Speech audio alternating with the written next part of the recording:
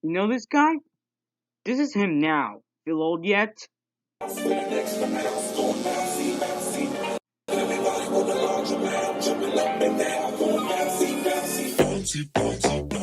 waiting for this.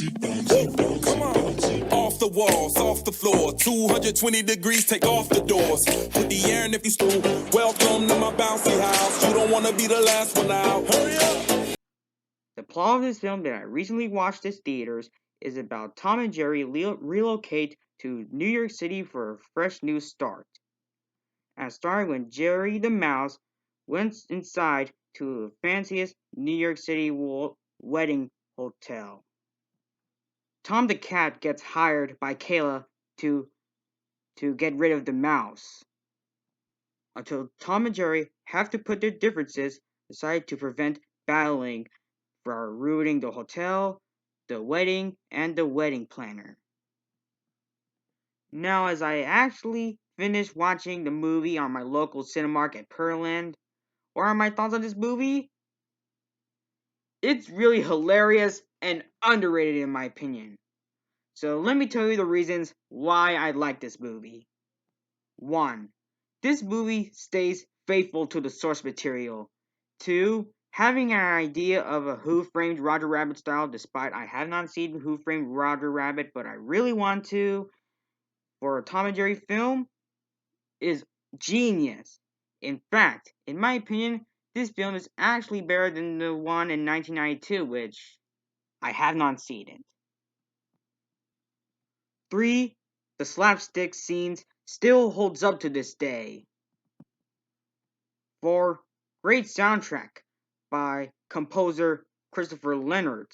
And speaking of a soundtrack, the song that I heard in this movie, which was having released by artist Florida, titled Bouncy House, which it's been a week since this movie came out in theaters and on HBO Max, and it has no proof of the song having released yet.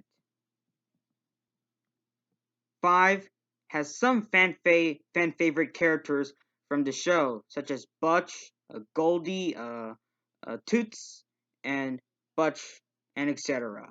Oh, we cannot forget Droopy. Yeah, we cannot forget Droopy. 6. Since the movie takes place in New York City, the whole setting of this film is a homage to the Tom and Jerry short Mouse in Manhattan, if you don't know. 7. There is that Easter egg that I just found out during a scene where Jerry is chilling in his own small hotel room, and he's actually reading a Secret Squirrel comic book. If you don't know who Secret Squirrel is, it's that show I used to watch in Boomerang, and it's from Hanna-Barbera. 8. Some hilarious, funny jokes. Well, some of it. 9. That heartwarming scene where Jerry gives him coffee when he cheers him up. It's really heartwarming. And finally, my final reason of why I like this film is this movie pays tribute to Gene Ditch, who created one of the cartoons in 1961 to 1968 or 9 something. So yeah. Do I have any negatives of this movie? Well, I have 5. Here are my 5 problems of this movie. This is just me being honest. 1. It uses the lie revealed cliche on Kayla, the main female protagonist of the movie. 2. Some hit or miss humor. 3. Product placements of Apple, John Legend, and etc. 4. I'm scooping the poop! Ha! Sorry that I had to put that out and yell. It's that quote from Michael Pena, known as Terrence. And 5. Casting Nicky Jam as Butch is a bit unnecessary in my opinion. Not to offend anyone, but it's mine. So yeah. And despite the movie having a lower rating on Rotten Tomatoes by the critics, well, their opinions will be handled. The audience score is spot on. So yeah. In conclusion, if you like Tom and Jerry and MGM cartoons, this is the right movie for you.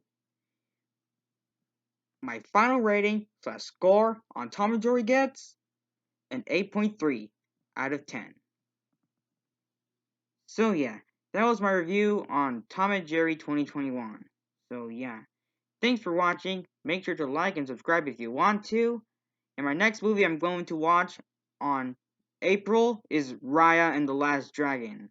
So yeah, stay tuned for my review on Raya and the Last Dragon like next month. And I'll see you guys next time.